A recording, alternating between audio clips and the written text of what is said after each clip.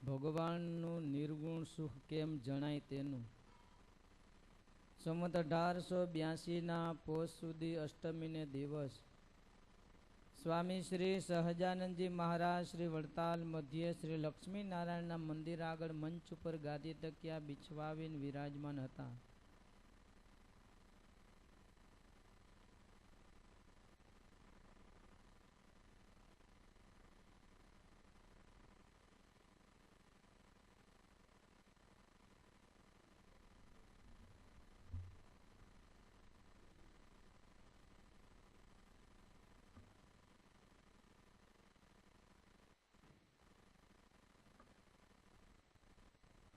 ને સર્વે શ્વેત વસ્ત્ર ધારણ કર્યા હતા. પોતાના મુખારવિંદની આગળ મુનિ તથા દેશ દેશના હરિભક્તની સભા ભરાઈને બેઠી હતી. પછી શ્રીજી મહારાજે મુનિ મંડળ સમસ્ત પ્રત્યે પ્રશ્ન પૂછ્યો છે.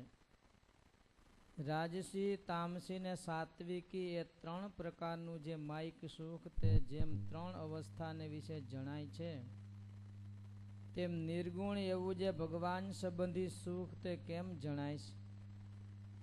પછી એ પ્રશ્નનો ઉત્તર મુનિમંડળ સમસ્ત મળીને કરવા માંડ્યો, પણ એનું સમાધાન થયું નહીં.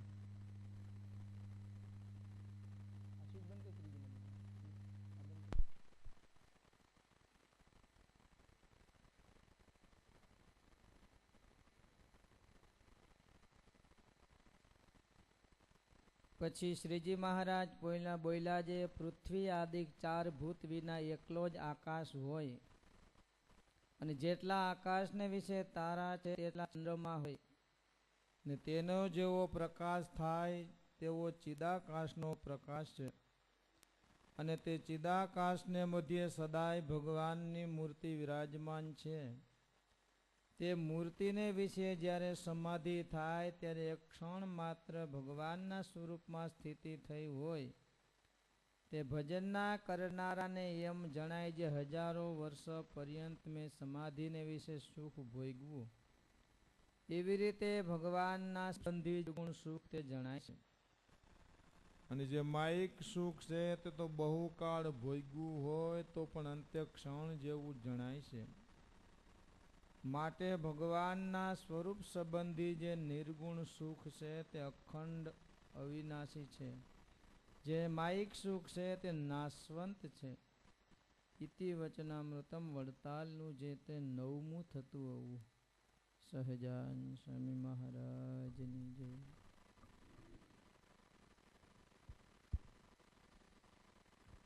સ્વામી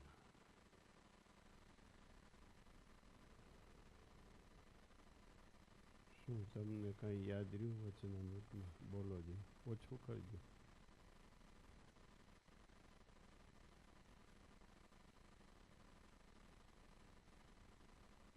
બરાબર છે. મહારાજનું સુખ નિર્ગુણ છે, અવિનાશી છે. જગતનું સુખ છે એ નાશવંત છે. આવી રીતે વાત આવી. પ્રશ્ન શું પૂછ્યો મેહુલભાઈને? કઈ ખબર છે? યાદ છે?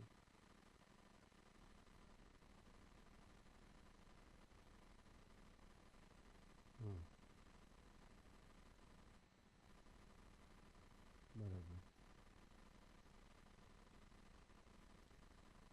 જગતનું સુખ રાજસી તામસી છે. એટલે રજોગુણમાં રહીને, તમોગુણમાં રહીને જગતનું સુખ ભોગવાય છે. એવી રીતે ભગવાન સંબંધી નિર્ગુણ સુખ કેવી રીતે છે?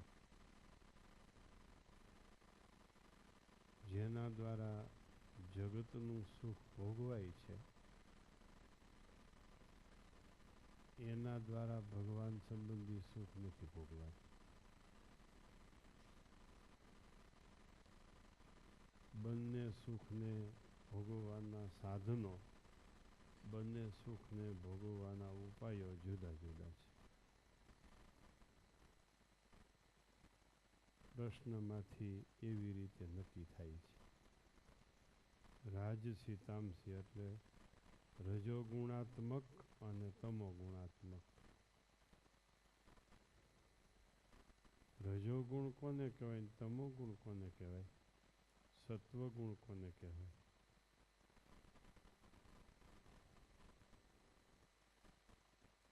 કામ ક્રોધના વિચારો છે એ રજોગુણ છે.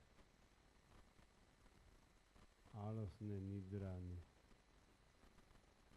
એ તમોગુણ છે. આળસ નિદ્રા એ તમોગુણ છે.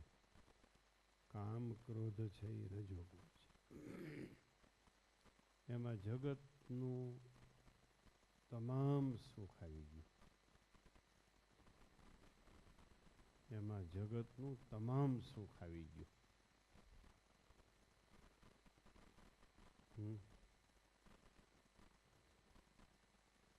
અને ભગવાન સંબંધી સુખ એનાથી પર છે.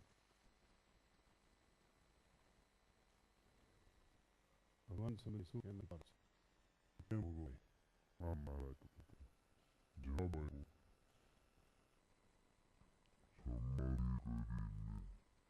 સમાધિમાં જાય ત્યાં થોડીક વાર પણ ભગવાન સંબંધી સુખ ભોગ્યું હોય તો એમ થાય ને તો ઓહો હો બહુ યુગો સુધી મેં ભગવાનનું સુખ ભોગ્યું છે. ભગવાન સંબંધી સુખ થોડુંક ભોગવો, બહુ ભોગવું એમ લાગે. આખી જિંદગી ભોગવો તો કાંઈ ભોગવું જ નથી એમ લાગે. શેરડીના સાઠા જેવું. જગતનું સુખ શેરડીના સાઠા જેવું. ભગવાન સંબંધી સુખ અમૃતના ટીપા જેવું. અમૃતનું સહેજ ટીપું જીભના ટેરવા ઉપર આવી ગયું તો અમર બની જવાય.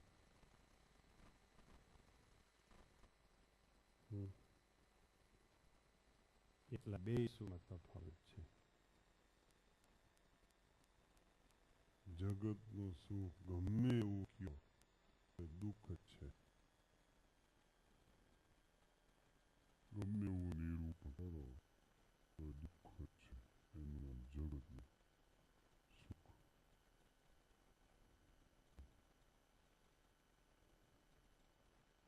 આવો હવે બહુ રોકાણ હાલો જાય.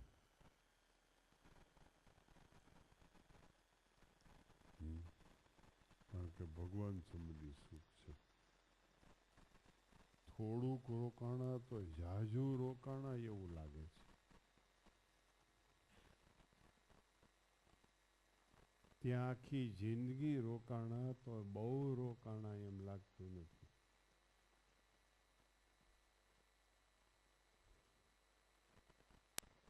સેવા કરો, રૂપિયા વાપરો છો, મંદિરોમાં વાપર્યા હોય એ યાદ રહે છે. જગતમાં એનાથી અનેક ગણા વાપરી નાખ્યા.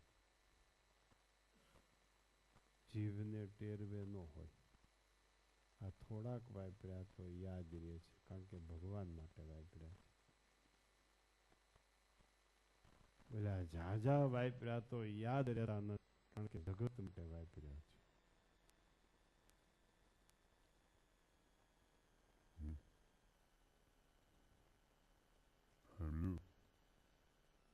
સમાધિ થાય તો બંધ છે. સમાધિ એટલે શું? રજોગુણ તમોગુણને ભૂલી આવવા. રજો તમોના કાર્યને નાશ કરી નાખવું. એનું નામ જ આ વચનામાં સમજો અર્થ થાય.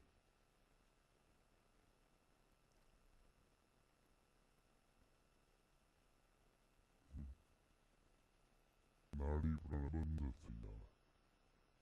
જગતનું સુખ ભોગવવા માટે નાડી પ્રાણ બંધ કરીએ.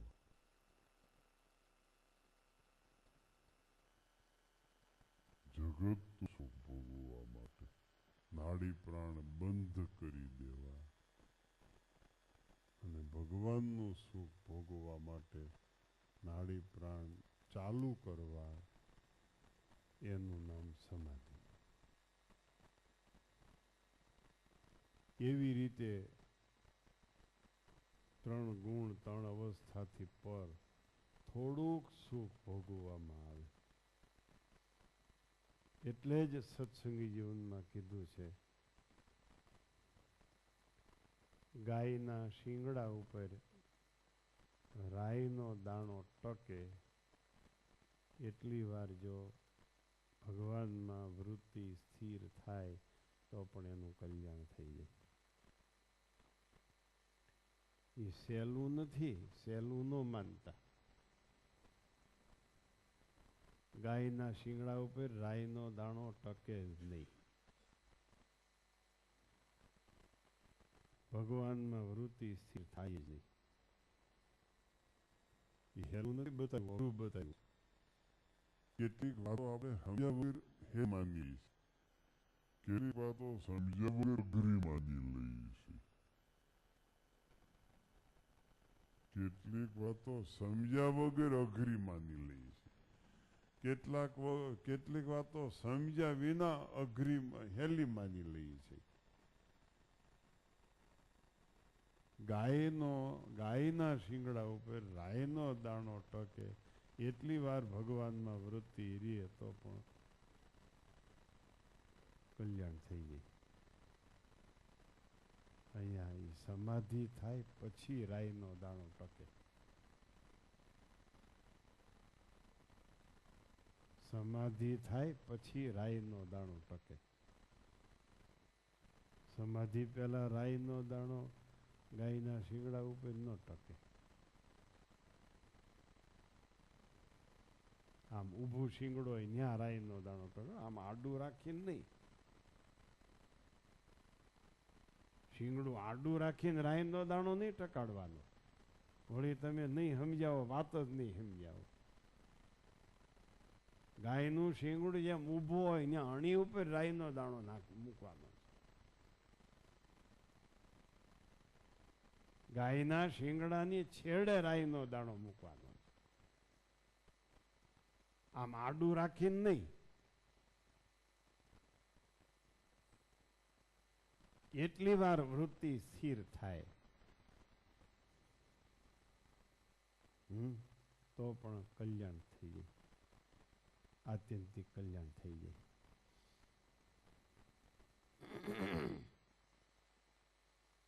શું કીધું? થઈ સમાધિ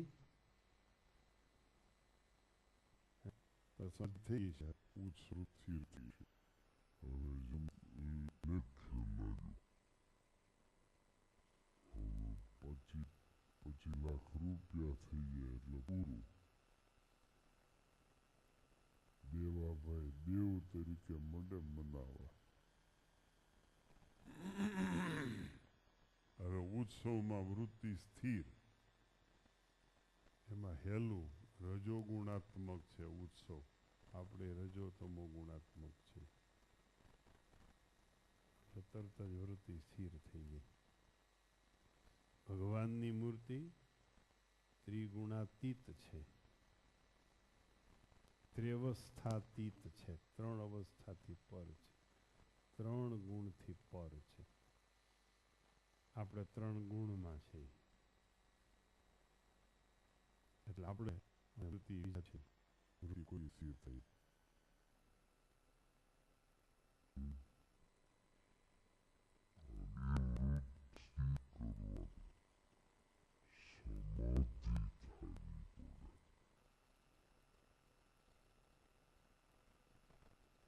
સમાધિ થવી પડે. સમાધિ એટલે શું?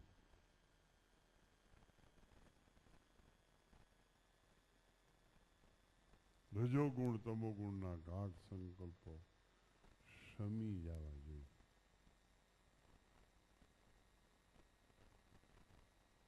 એ મૂર્તને જોયા પછી જ બીજા ગાઢ સંકલ્પો શમશે અને પછી મૂર્તિમાંથી ભગવાન સંબંધી ગાઢ સંકલ્પો ઉત્પન્ન થશે.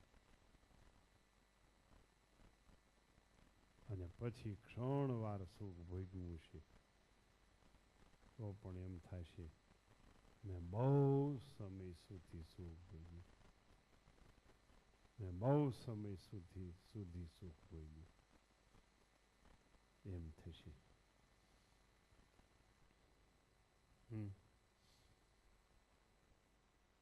સ્વામી એમ કહેતા આખા સહિત કે ગતું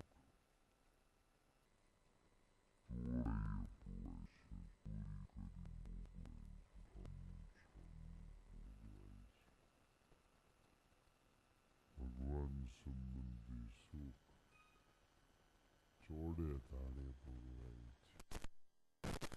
જાહેરાતમાં ભોગવી શકાય છે ભગવાનનું સુખ. હું તમને સભામાં પૂછી શકું કાંઈ વ્યસન છે? હું તમને સભામાં પૂછી શકું પૂજા કરો છો? હું તમને જાહેરમાં પૂછી શકું વચનામૃત વાંચો છો? હું તમને જાહેરમાં પૂછી શકું મંદિરે જાઓ છો? કારણ કે આ ભગવાન સંબંધી સુખ છે. કેટલું કરો છે એ જાહેરમાં પૂછાય? આ જગત. કેટલી બેલેન્સ છે એ જાહેર પૂછાય? આ જગત. જગતમાં ઇન્કમ છે જાહેરમાં જગતમાં.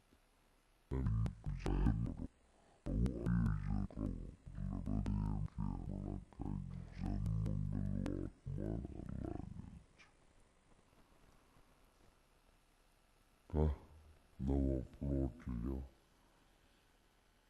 5 લાખની ગાડી હોય ને બદલે 10 લાખની લઈ આવો.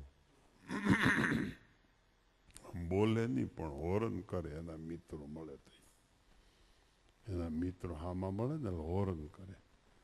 હા, જનમંગલવાળા 10 લાખની ગાડી લાવ્યા, કંઈક કમાણા લાગે છે. જગતનું સુખ, હા, ઓલું ભગવાનનું સુખ. આ તફાવત જગતના સુખમાં અને ભગવાનના સુખમાં. પણ એ તફાવત સમાધિ થયા પછીનો છે,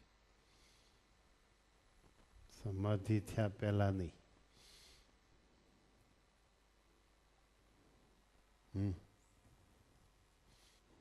સમાધિ પછી સમાધિ વાતો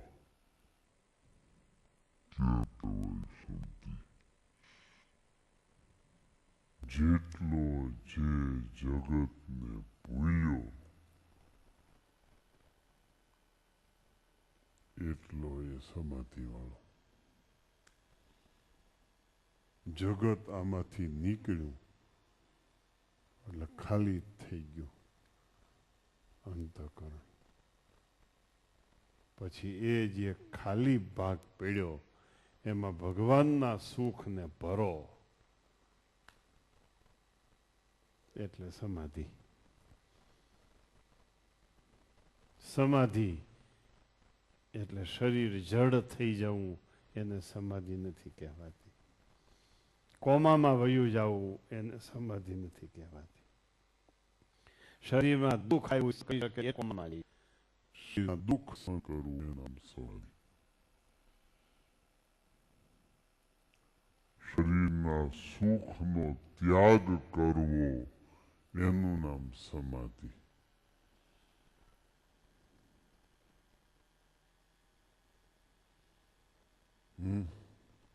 બધા યોગાનું હમણાં ચાલ્યું છે.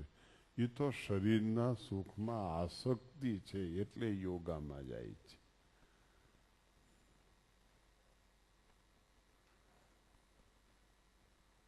એને શરીર જાડું છે પાતળું કરવું છે. એને જાડું ગમતું નથી, પાતળું ગમે છે, એનું નામ આસક્તિ. ઓલાને શરીર પાતળું છે જાડું કરવું છે એનો ઉપાય કરે છે, એનું નામ આસક્તિ. યોગા છે એ ભગવાન એ તો શરીરના સુખ યોગામાં શરીરના સુખ માટે પરસ્યો વડે સાયકલ રાખો છો ને તમે રૂપિયાવાળા ઘરમાં, આમ કરો છો ને એ શરીરના સુખ માટે કરો છો. દંડવત કરી નાખો ને 50, 100, 200, 500. તમે રૂપિયાવાળા બધું રાખો છો ને આમ કરો કારણ કે ઘરમાં નોકર રાખ્યા હોય એટલે શેઠ નહીં પરસેવો વળે નહીં, શેઠાણી નહીં પરસેવો વળે નહીં. પછી પરસેવો વળવા માટે સાયકલ ઘરમાં રાખે. એ તો શરીરના સુખ માટે તમે દુઃખ વેઠો છો, એ કાંઈ સમાધિ નથી.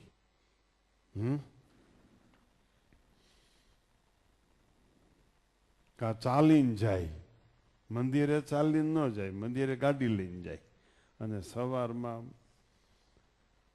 વોકિંગ કરી આવે. એ શરીરના સુખ માટે છે. એમ શરીરના સુખ દુઃખથી પર નથી થવાતું. જ્યારે સમાધિ થાય ત્યારે શરીરના સુખ દુઃખથી પર થવાય છે. જે સમાધિ વાળો થયો એને ભગવાનના સુખનો અનુભવ થાય. સમાધિ સિવાય ભગવાનના સુખનો અનુભવ નહીં થાય.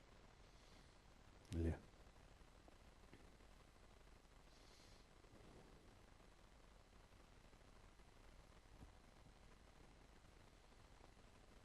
સમજાય છે કઈ?